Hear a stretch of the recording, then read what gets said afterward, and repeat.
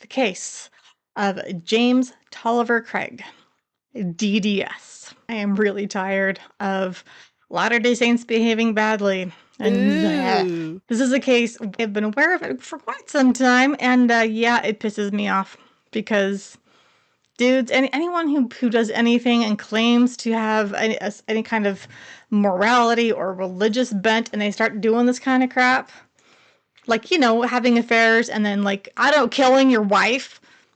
Yeah, not cool, dude. The killer dentist.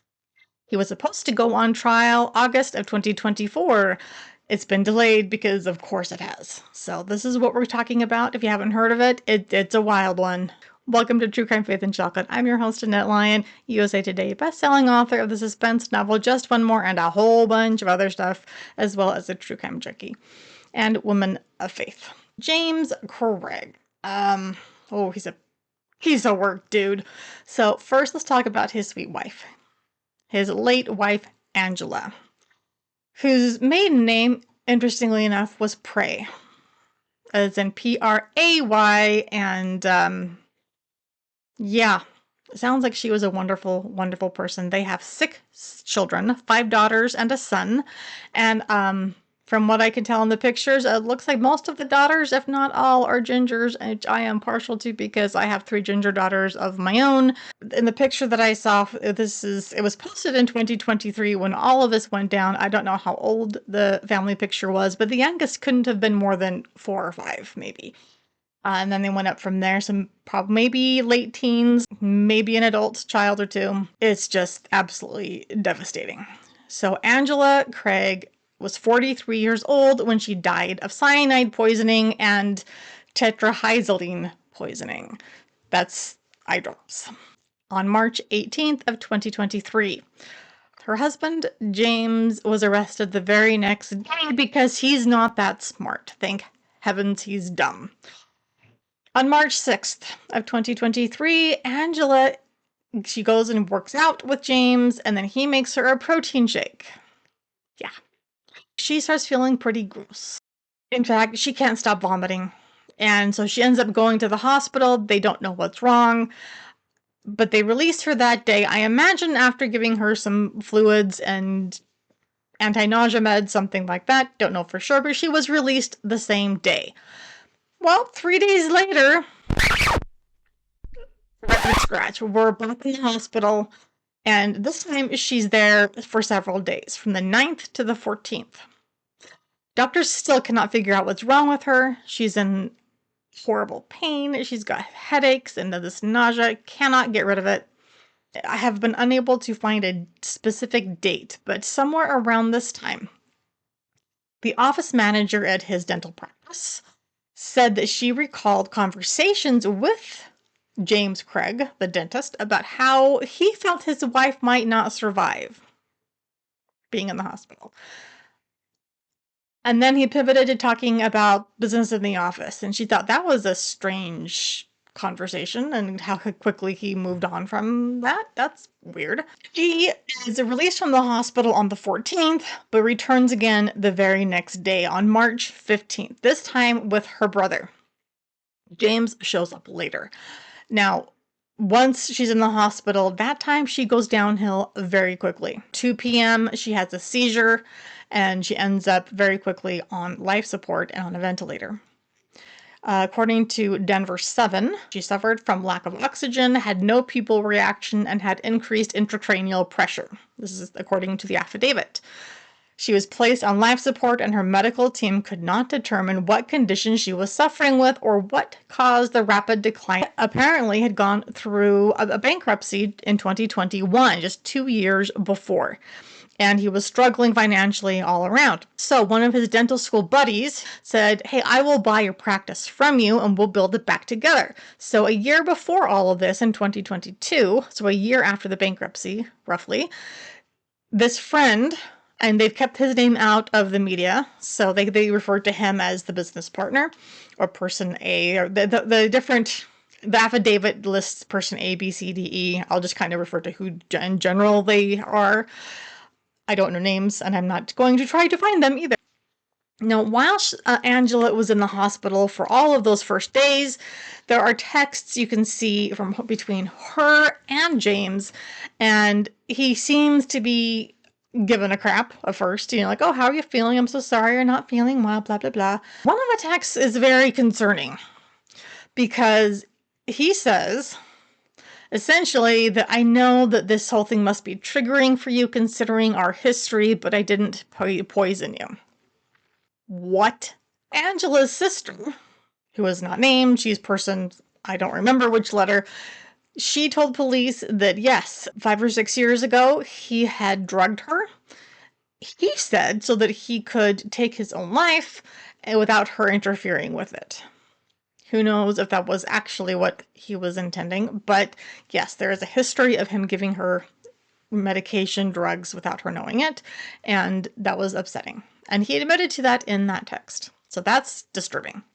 See, on March 6th, so the first day that Angela was sick in the hospital, the office manager was working late at the office, and she saw James return to the dental office after hours. Saw him at a computer in an exam room. So not in his office, where he had his own computer, and he has his own personal laptop too. So she's like, why would he be doing anything on a computer in an exam room rather than on his own computer, either a laptop at home or the one in his own office? That's really odd. About 30 minutes after he left, Craig texts the office manager about the package that is going to be coming, saying she shouldn't open it. The package arrived on March 13th and was opened by a different employee. When the office manager looked inside, she saw a biohazard sticker and what said potassium cyanide on a circular canister. According to the affidavit, she sealed it back up, gave it to him, and played stupid. And he apparently told someone in the office, oh, this is a gift from my wife. That's why I had it delivered to the office. It's a ring. And they're like, no, it was not. That's kind of creepy. And then she starts researching potassium cyanide and discovers that when it is used as a poison, the symptoms match what his wife Angela is currently experiencing in the hospital. She's alarmed, so she calls the other office manager. The package arrived on March 13th, and on March 15th, she is calling the other office manager and learned at that point that Angela was back in the hospital. And that manager called the business partner who was en route with his wife to go see Angela in the hospital. His wife, the business partner dentist wife, has a PhD in nursing. Okay, so she's like a doctor of nursing.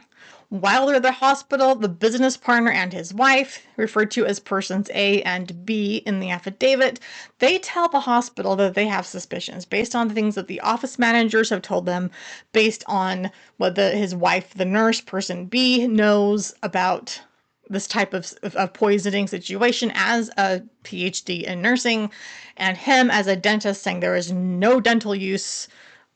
There's no reason he would need cyanide in our practice. This is crazy. I've known him for 20 years, but I am very concerned. At this point, the homicide task force takes over. Business partner and his wife go out to his car. They're kind of sitting there kind of like, what do we do now? And James calls them while they're sitting in their car. And that conversation didn't go well. The business partner received a text from James Craig that made a, quote, urgent plea, according to the affidavit, for him not to talk to anybody about their prior discussion, including any law enforcement officers. The quote, you will do more damage than good to my family by continuing to insert yourself into this. Angela is gone and I am devastated. When James actually said that my wife is gone, she technically was still alive at that point. She was pretty much brain dead, but her body was still on life support. And yet he says that Angela is gone and I'm devastated. She wasn't gone quite yet, dude, but you knew she would be. Talking to everyone else about what you thought you knew, I might have let you in on some details that would have made you less likely to cause this terrible storm. Man, if you had only put me higher on your list of priorities instead of putting everyone else's opinions and gossip ahead of me! Exclamation point. For that, I am very, very mad at you.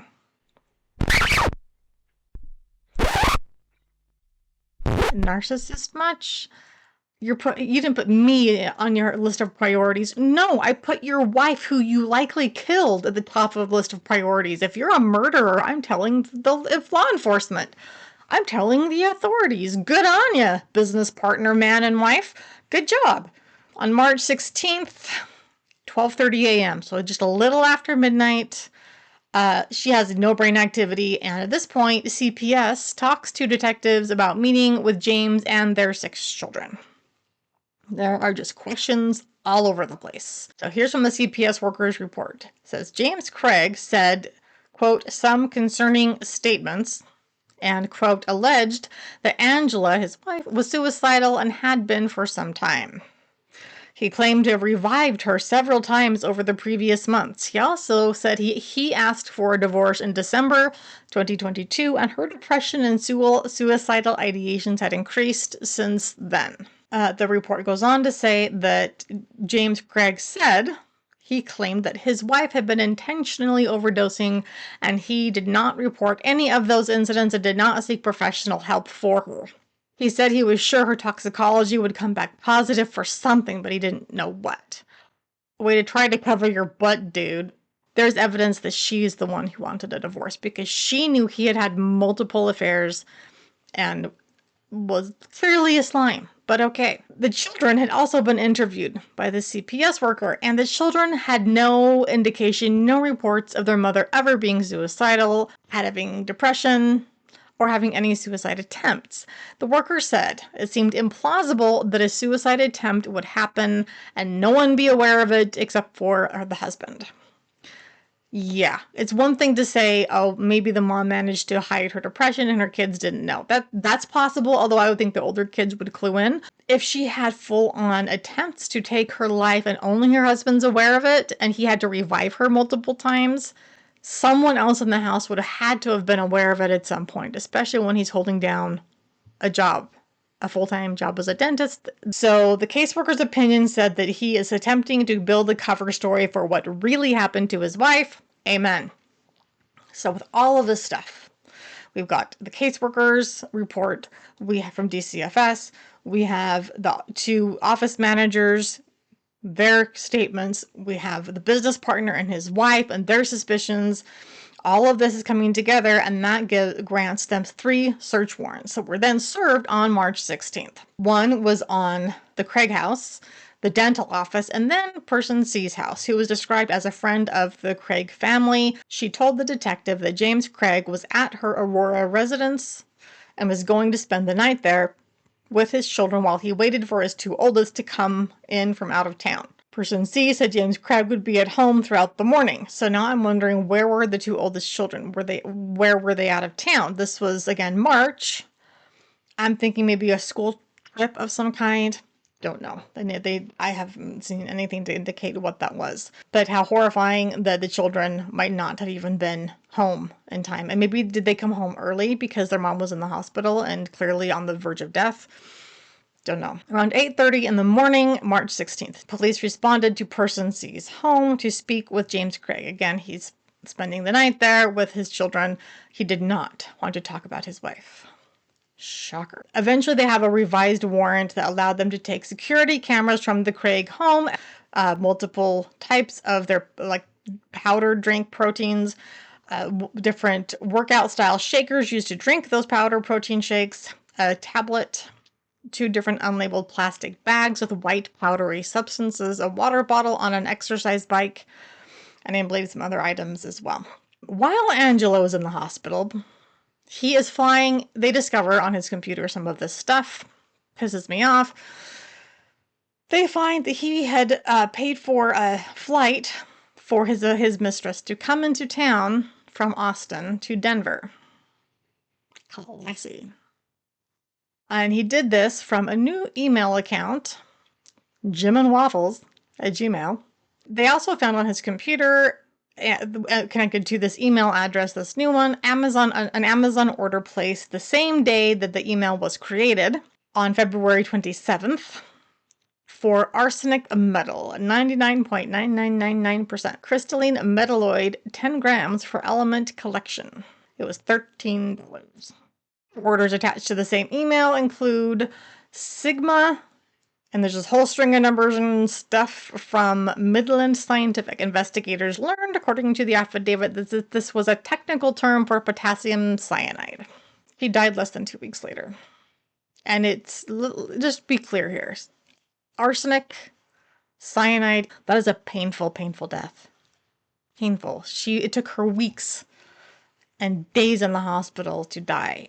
If a woman is going to want to take her life using poisons, she would find a way to do it where she's unconscious. It would not be just suffering like that. That makes absolutely no sense. But it also goes to show what kind of sociopath, or just at the very least, a narcissistic jerk her husband must have been, to have absolutely no feeling for this woman he married and fathered 6 children with. The mother of his children. If he no longer loves her, this is still the mother of his children.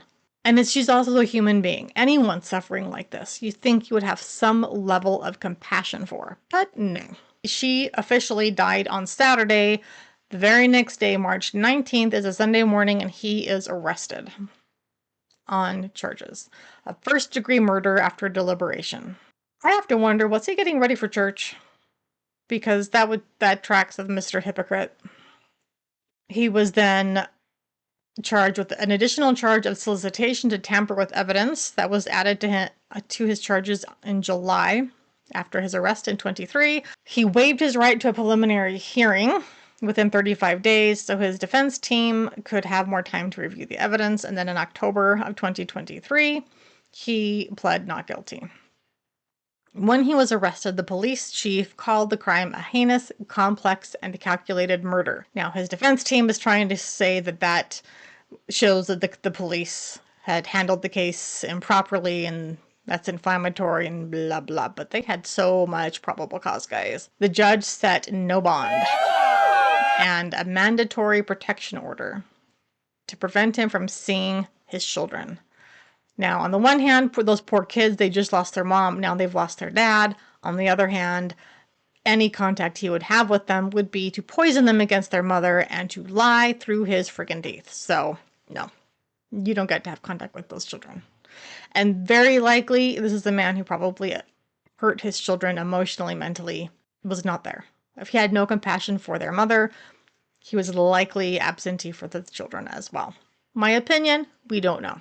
Angie's brother, Mark Prey, gave a statement. He says, "We are all heartbroken over the loss of our sweet Angie. She was deeply loved by both the Prey and Craig families, and this is a very difficult time for all of us." I'm sure that's an understatement of the year. We thank God for the knowledge that we will be able to be reunited with her someday. We are overwhelmed by the love and service extended to us by those who knew and loved her here in Aurora. We are grateful for the compassion and concern everyone has shown for Angie and would ask for your continued thoughts and prayers. We also invite you to allow us some time to mourn her passing in privacy. So before we get into the latest updates, I wanted to focus on Angela a little bit, because everything I've seen about her sounds like she was just a fantastic woman and mother and wife, and just tried to be the best person she could. She was born in April 1979 in Dodge City, Kansas. She was one of 10 children, and she and James married in December 1999, both members of the Church of Jesus Christ of Latter-day Saints. Over the next 23 years, she had 6 children, and the family moved to Denver. Her obituary described her as being funny, witty, religious, intelligent, social, and energetic. She had a large capacity to forgive, which I suspect is maybe what had her staying in that marriage as long as she was, because she was giving him another chance and another chance and another chance. Because she's a good person, and he didn't deserve her. Her obituary also said that she helped strangers and friends alike and was fiercely dedicated to her family. As a member of the church, it says that she filled positions such as choir director, teacher, and youth leader. And then the obituary ended with this: Angie's most enduring trait was showing up to everything. Family and friends' weddings, funerals, graduations, baptisms, birthday celebrations, reunions, service projects, holiday celebrations. She made sure to always be there when she was needed, which is what she is still doing now, and Ange is now and will forever be missed. And I just cannot help but think that she showed up to everything. And I wonder how many things he did not show up for. You know, how many family reunions, and he's like, I just don't feel like it. You take the kids. How many service projects did he just be like, nah, you go serve other people. I'll stay at home. I'm tired. How many family Christmas parties did he just not go to because he didn't feel like it? Even if it was with his family. This is just me guessing. I don't know, of course, but it seems like it would track that she would give excuses for this guy and just try to just bring her family along. I hope he'll come through. These are some of the conclusions in the affidavit. It says that nobody aside from James Craig had suggested that she ever had suicidal ideations. He's the only one. The only one to suggest that. And he's the one who's been having affairs and was on the brink of a second bankruptcy. So yeah, he can be trusted. He's honest. Yeah, sure. Her own sister wouldn't know that she's depressed, really? Her own brother who took her to the hospital? He wouldn't know? It sounds like she was close with her siblings. That they would have known. And some of her older children would have suspected something was off. Something's off with mom. She doesn't seem happy or something. The Department of Human Services, which heard the above point from only him, that they believed he was creating a cover-up story, just like DCFS did. James Craig had been communicating with a woman in what appeared to be a sexual relationship while his wife was dying in the hospital. And then there's the email used to research undetectable poisons. And was only used from one of the dental rooms at his practice. So that's what he was doing in that dental exam room, was researching undetectable poisons. So there's an email that he used to purchase the arsenic. Of course, the cyanide arrived at the dental clinic, but the arsenic arrived on March 6th, consistent with her symptoms. That was the day she first got sick with her initial symptoms. Craig also ordered oleandrin, as in white oleander, that very deadly poison from a flower. That was intercepted, never delivered, thank heavens, but too bad the other stuff was. The March 13th package arrived, potassium cyanide. Didn't realize the workers had already opened it. She was back in the hospital on March 14th after being admitted on the 9th. Back from the hospital. So Angela Craig returned home on the 14th after being admitted on the 9th, but then she was back the following morning at 11 a.m., put on life support. Did not regain brain activity before dying a couple days later. And that James regularly made her protein shakes. They believe that the poison was in these shakes, and the poisons were not located during the searches of his home or dental office. Now, the affidavit concludes saying, quote, based on the totality of the investigation, James has shown the planning and intent to end his wife's life by searching for ways to kill someone undetected, providing her poisons that align with her hospital symptoms, and working on starting a new life with person D, his mistress. Your affiant finds here more than enough preliminary evidence sufficient to arrest James Craig with premeditated first-degree murder. Eventually, he was offered a $10 million bond, which he couldn't pay. Colorado Supreme Court had a ruling on a different case, but then it applied to everything, that got rid of the death penalty, and then somehow the dominoes fell that meant that first-degree murder was then bond eligible. I don't understand how those two things are connected, but that is what the Denver papers are saying. That's as far as things went last year in 2023. His trial was set for August 8th of 2024, which is just a few days from now as I record this. Some things have changed. In May of 2024, so we're talking 14 months after Angela's death, and basically 14 months since his arrest, since he was arrested the next day, an inmate.